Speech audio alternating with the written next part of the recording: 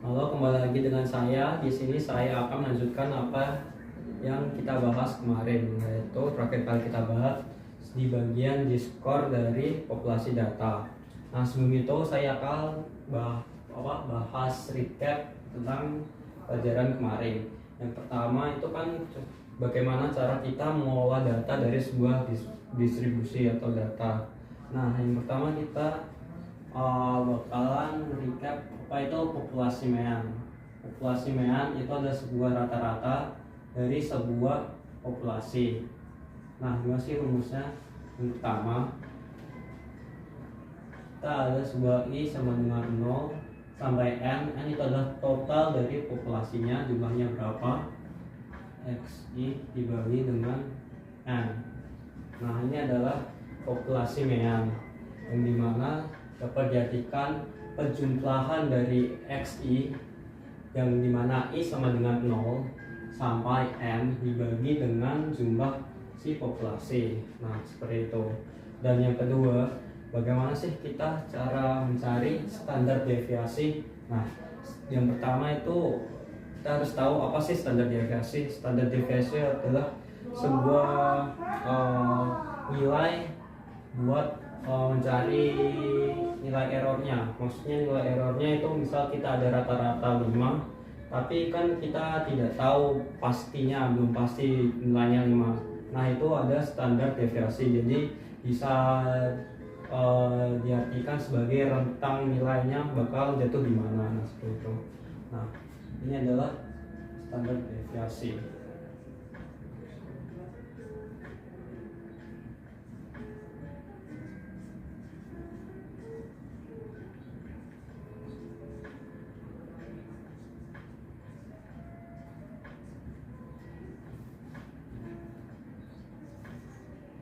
Sama dengan 0 kan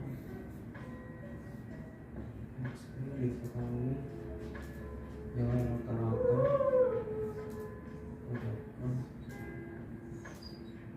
dibagi dengan si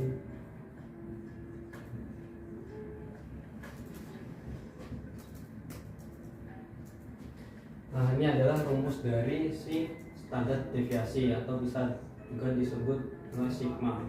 Nah, si standar deviasi ini kalau diartikan itu kita mencari sebuah nilai error dari kalkulasi XI yang dimana I sama dengan 0 sampai N dikurangi dengan nilai rata-rata populasi dikuadratkan dan dibagi dengan total populasi. Nah, seperti itu.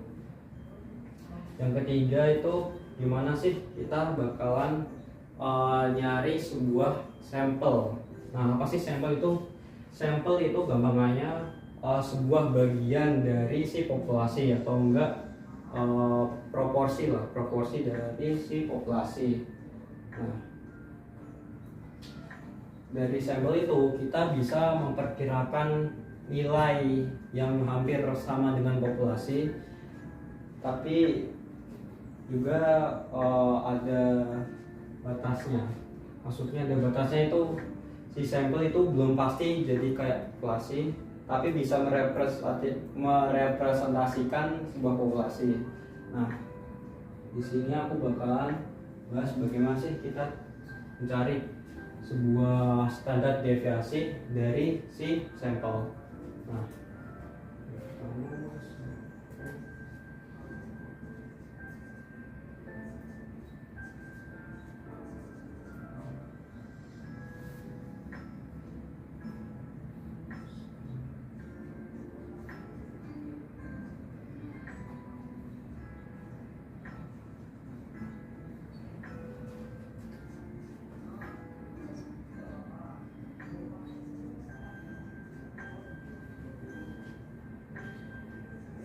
sigma X adalah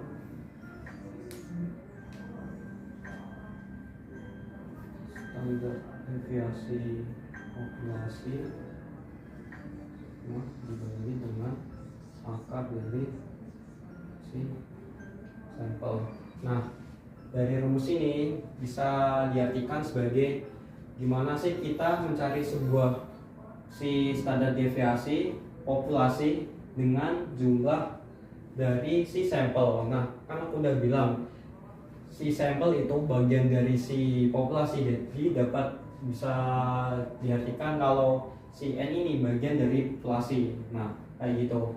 Nah, kalau semakin tinggi si N-nya, itu berarti si si apa nilai standar deviasinya itu bakalan semakin kecil. Nah, gitu juga dengan kayak si populasi. Nah, selanjutnya kita bakalan bahas gimana sih kita nyari z-score dari si sampel. Nah, z-score itu dibuat kita agar bisa lihat probabilitas dari si nilai yang akan kita cari. Misal kalau kita ingin nyari, oh berapa sih probabilitas dari sebuah sereal mempunyai nilai netonya beratnya itu 50 gram. Nah, 50 gram nanti probabilitasnya berapa? Nah, kita cari dengan cara z-score itu. Nah, yang pertama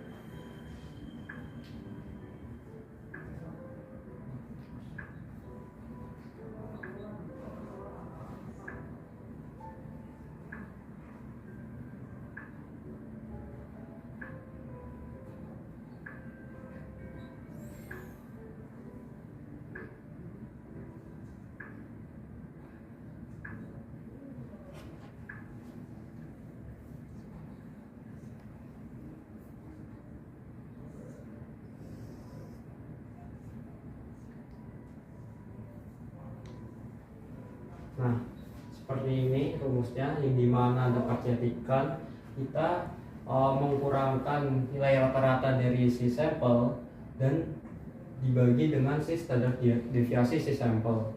Nah, itu cara kita mencari sebuah probabilitas menggunakan cara z-score.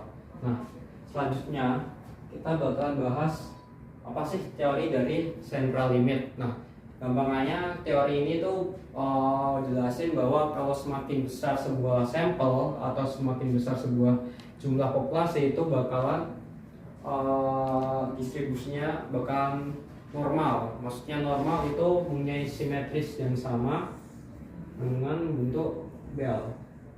Nah, seperti ini. Jadi bahkan dia sekiranya hampir seperti distribusi normal. Nah, seperti itu. Nah, selanjutnya kita bakal bahas normalitas dan sampling distribusi dengan mean. Nah, normalitas sampling distribusi mean itu maksudnya jika si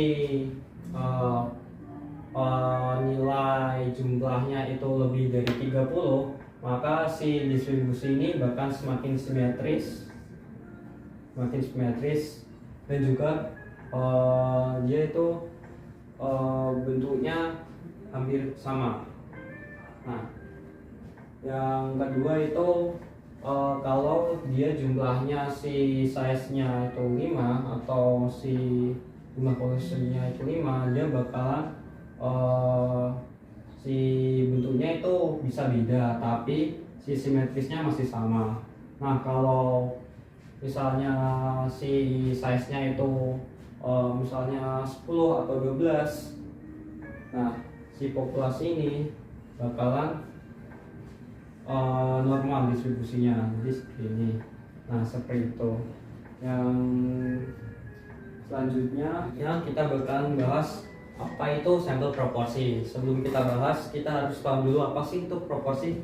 Proporsi itu gambarannya adalah sebagian dari nilai dari suatu bilangan. Nah, misal itu kita ada 4 nih, 4. Nah, berapa sih nilai setengah dari si 4 ini? Nah, setengahnya itu adalah proporsi. Misal nilai setengah dari 4 yaitu 2 kan. Nah, si proporsi ini juga bisa dibilang 1/2 dibagi dengan X Y. Nah seperti ini. Jadi nilai dari sebagian dari 4 itu berapa? Nah jadi nilai pecahan itu gambarannya proporsi. Nah di sini aku bakal bahas apa sih itu sampel proporsi. Seperti yang aku jelasin tadi, proporsi kan bagian nilai dari sebuah bilangan. Nah sampel juga kayak gitu. Jadi misal kita ada jumlah dari suatu bilangan dibagi dengan total jumlah dari bilangan itu. Misal sampel proporsi itu kayak ini.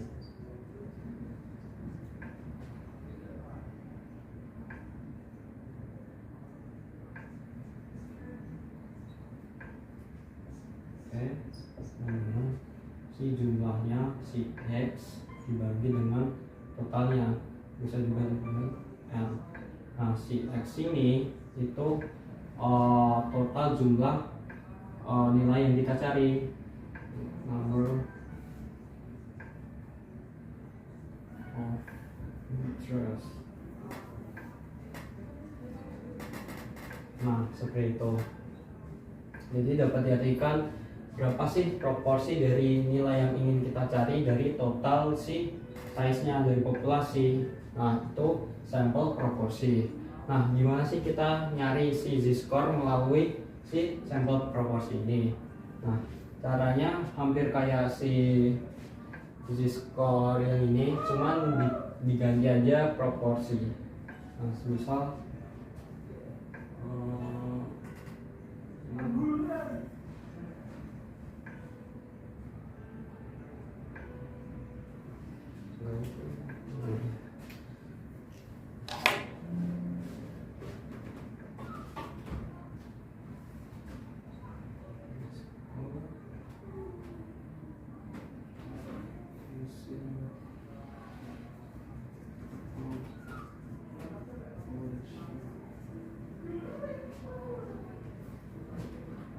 kita bisa nyari melalui P dikurangi dari I0 dibagi dengan akar I0 ini 1 kurang I0.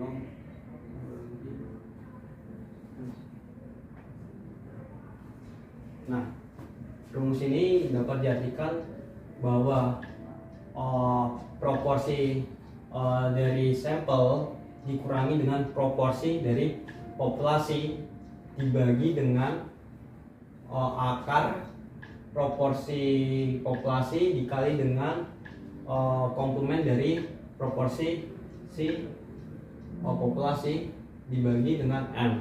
Nah gambarnya kayak gitu. Nah selanjutnya aku bakal bahas gimana sih kita nyari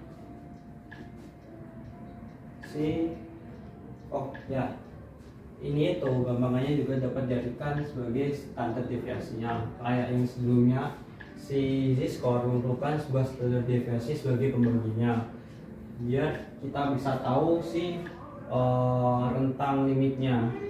Nah seperti itu. Jadi si bagian bawah ini bisa dijadikan sebagai sigma p atau standar deviasi dari proporsi. Nah itu saja dari aku. Terima kasih. Like, subscribe.